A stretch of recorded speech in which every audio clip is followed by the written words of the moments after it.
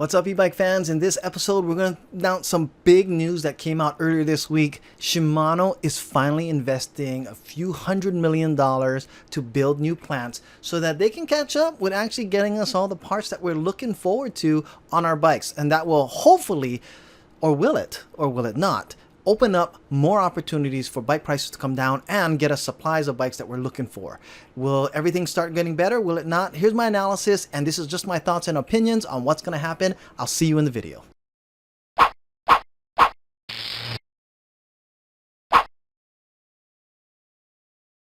All right, guys, so let's go ahead and start with the picture that you're seeing here. Of course, is just, Shimano parts. This is just a Google and just showing some images because it just kind of gives you an idea of all the stuff that they help to supply the industry with, from pedals to cranks to gears, shifters, derailleurs.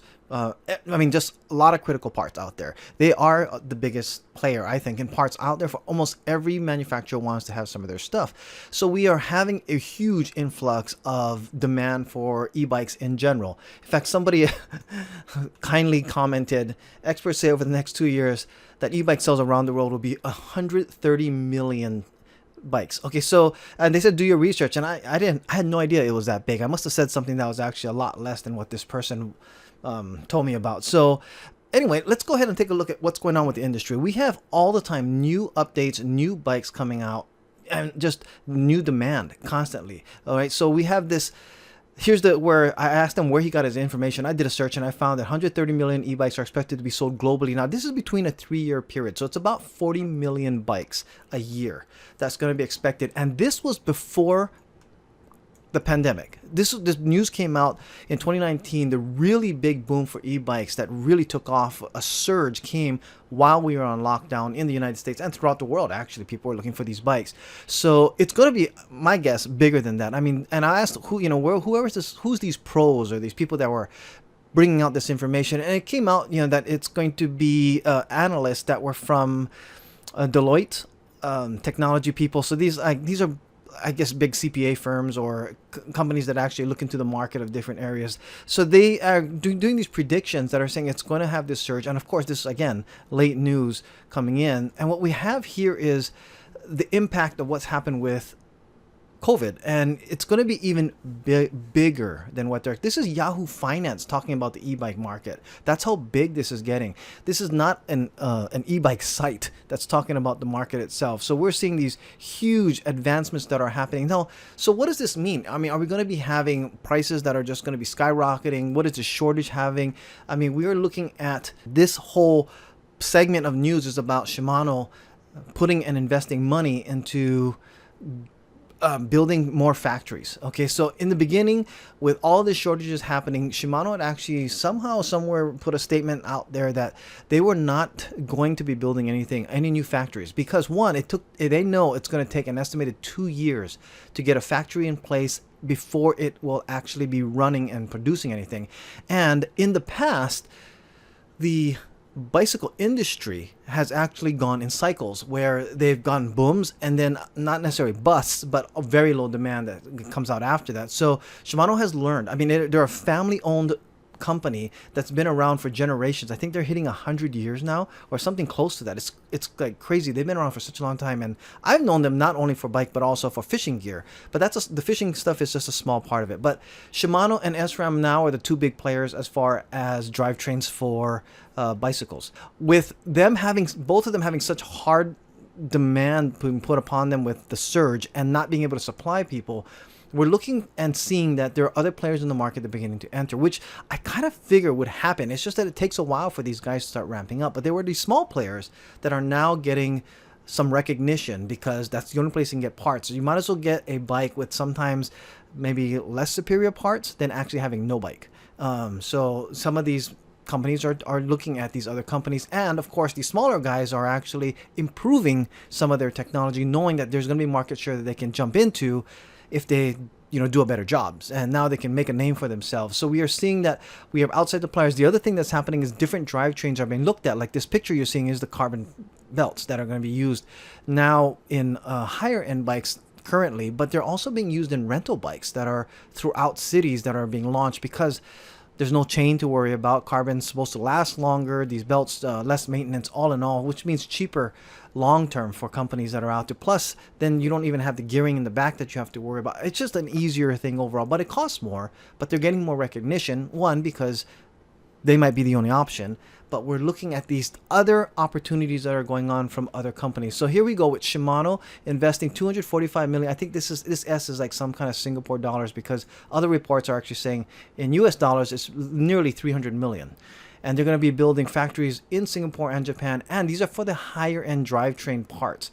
Specifically, you know, the new plant will produce high end drivetrain parts, and they are now investing this kind of money because of the fact that they know, based on their research, that this is going to be a trend that's going to hold for a while. Now, with them being able to do this, I anticipate that we're probably going to be seeing maybe potentially costs drop. It's, you know, new competition that's coming in. You know, they're starting to go in and try to do catch up. Now, it might be a little late for them. I mean, they're already almost a year behind that they could have been had they, you know, anticipated the surge moving forward. But needless to say, they're still going to be building this. There's going to be need for their parts. They're still the leader at this point. And when they start having parts being able to flood the market and new companies start arising, they're going to be doing really well. And the other thing is that earlier in the year, they had their stock at its all-time high because of the need and the demand. And then people started saying, hey, wait a minute, they're not able to supply everybody. What's going to happen, you know, with more competition? And their stock started to drop tremendously. So this is another pressure also from the stockholders to go ahead and do that. Now, the other parts that we're actually seeing in the supply chain issues, of course, has always been the delivery of systems, or the supply chain logistics of getting stuff into the ports. And Rad Power, you know, there's an interesting article that talks about how Rad has been able to keep their prices down, and they're still paying a ton, you know, for their containers. Now, I just pulled up container costs. The Wall Street Journal, this is actually July 5th. So this is just about 2 weeks ago. We are seeing that they are, you know, some places are being charged $20,000. Now, I know that this is actually, the range is now $15,000 to $20,000. I talked to a couple of people who actually work in supply chain directly, and, you know, at a good deal, they're getting a container for $16,000, where just a couple years ago they were paying only $2,000 or $3,500 on the high end for these things. Now, can you imagine the phone conversation happening where you thinking about, okay, so I have, you know, 100 bikes that I want to go ahead and send to United States, or get sent from Asia over to the US, and you call up, you know, hey, how much is the container to get, you know, these 100 bikes over? And they say, well, $2,000, and you calculate in your head, well, $20 a bike, you know, that's not bad. You can go ahead and add that to the cost. It's not going to be, you know, something that's too much of a strain. But now calling up and said, hey, how much, you know, for my container to go across was $20,000. So now you have to add $200 per bike to your bottom line cost for each and every single one. So it's a huge impact for, I mean, that's not only the e-bike industry, it's everybody that's going on. I mean, the last e-bike news that I talked about, Home Depot actually chartering their own ships and getting their own containers. And you'll see this all over the place. Now, Rad, in this article here, they actually purchased 64 containers. And what they're doing is they're actually using smaller ships. So they're able to go ahead and get their stuff in. This article is more about how they actually shorten delivery by 54 days. So that's another issue. I've had stuff stuck at customs or in the ports of LA now since June 11th. And that's over 5 weeks that I've been getting. And mine is just parts. I mean, it's these guys, right? My posts. I'm having the black and the silver ones coming in, and I've been stuck at the ports. And I ordered it back in March to get these, but because of all the supply chain issues, I was told I'd probably be getting it, you know, about June, beginning of June, right? It's already mid-July, and it's nobody's fault, but actually because just supply chain issues. So these bike guys, I mean, I really feel for them. This is just how everything is running right now. Again, container cost $20,000. And here what we're seeing is current price. I'm on the Juice website. I have a couple of different websites from the major manufacturers, the big companies, you know, $26.99 for the Rift Current S. Now, if you just look back to Electric Bike Review, they put the prices up. So there's $200 since last year's model had gone up. Now, of course, there have been upgrades to the bike. You know, there's other things that actually put into factors, but look at how much bike prices have gone up. $16.99 for the Rip Current S back in 2018. That's just 3 years ago. And now, today, it's at $26.99.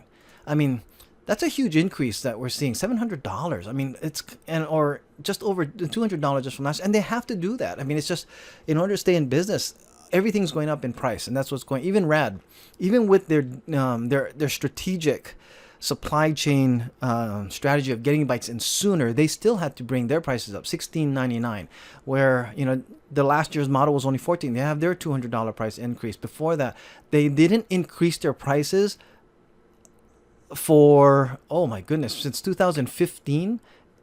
Now, 6 years later, they're finally actually going ahead and they want to bring it for $200. They've done a great job in keeping their supply costs down. So we have this type of news coming out this is from Bolton e-bikes about the Blackbird. Now, I got mine for $21.99, and then I ordered it back in 2020 let's see, I think it was March or so. So it took a while for it to come in, but I mean, we're now seeing that the new price is going to be $25.99. He still has it down at $24.99 till the end of the month. But, and he's saying the same thing. His range now is from $15,000 to $20,000 a container. So even what that article that I showed you about Rad Rover, what they're doing is actually buying the containers with the intent after they get their stuff in, they're going to sell the containers because that way they can go in and keep on getting more shipments coming in and keeping their costs in line. Aventon, same thing, $16.99 for the level. And if we look back, last year was $100 difference from what their 2020 model is. And even their cinch is actually now, I think, $16.99 or $15.99. So everybody's seeing these price increases coming out. So what does Shimano's factory tell us of what's coming in? Now, again, keep in mind, the reason why Shimano was afraid to go ahead and do this in the beginning and build their factories is because they were worried that they were going to see a drop in trend going on. But there's a case for deflation. There's actually a case for pricing coming down. And I kind of looked around, and I don't know, for those of you guys around my age growing up with this, I mean, there's some people out there probably watching this going, what the heck is that, right? This, if you guys don't remember, this technology, I got this player, I think it was like $30 when these first thing came out, and that was kind of expensive because now, I mean, as time had gone on, I saw the price go from 20 to 15. A long time ago, I used to work for a company called Radio Shack, and I saw prices, and technology gets cheaper. We see deflation from technology happening all the time. Thumb drives. Do you guys remember? This is a 64 gig thumb drive. This would have cost like hundreds of dollars, and now you can get it for like $30.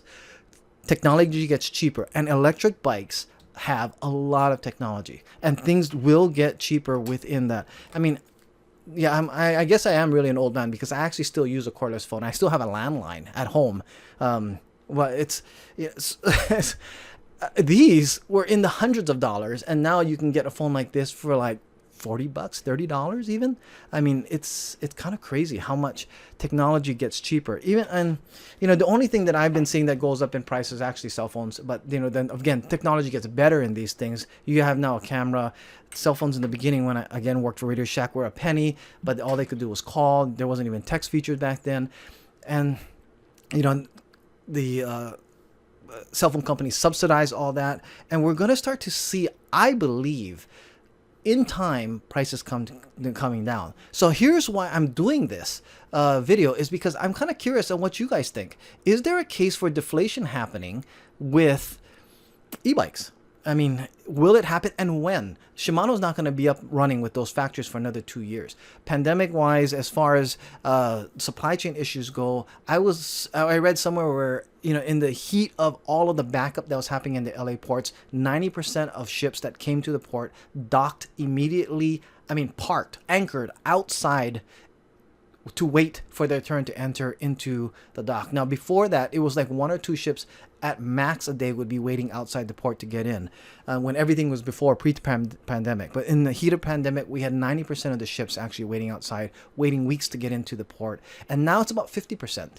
So it's not as bad. We are seeing it. But of course, we had that whole, the news that I said last time, where the Shenzhen port area was actually now shut down for like weeks, and they're now considering back to normal. That's the news that's coming up. But what does that back to normal mean, really? Is that they are now loading containers again the way that they're used to at the same speed. The problem is they had over 100,000 containers backed up. So even though they're back up to normal production of getting stuff out, they still have a ton of the backup that they still have to catch up on. So we have even this whole issue with Christmas coming up.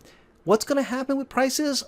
My prediction, this is just my opinion. I'd love to hear your comments and your thoughts on it. Be nice. I mean, I don't know why, but lately the comments have been like, oh, do your research type thing. That's really in a spiteful way. This is for conversation. What do you guys think? Do you think prices are going up? Should you buy your bike now if you're looking for something? I am actually still seeing great opportunities for bikes, out there with new companies coming out, specials going on. There are so many things that are still opportunities for everybody, but could we actually see a whole flood of bikes in the market because everybody's trying to ramp up production? Everybody's trying to grab what they can. And as pandemic starts to go down, as far as cases go down and factories start to open up and, start mass producing to catch up to the load, are we going to have this huge influx of so many bikes, so many options, so many people being super competitive that prices start coming down? I think that's going to happen. I just don't think it's going to happen soon. I honestly think it's going to be probably a year to a year and a half before all of that starts to clear up.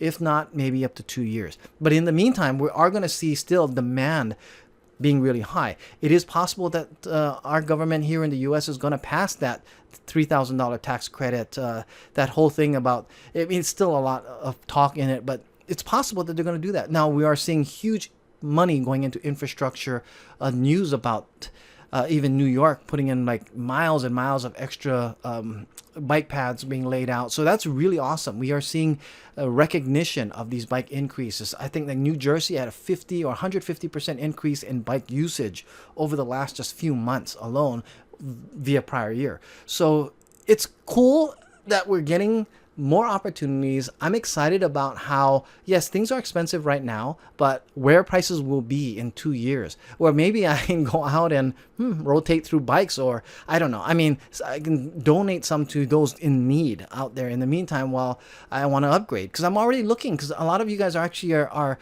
going into the market now, finding out more about e-bikes, looking, how do I get one? And then what's going to happen is a lot of first-time bike buyers will say, well, it's time for me to upgrade. Batteries might be already starting to wear down off their life cycle. Instead of paying $500 for a whole brand new battery, you're going to be looking to go ahead and say, what, for an extra $300, I get a whole brand new bike, upgrade everything, bigger batteries.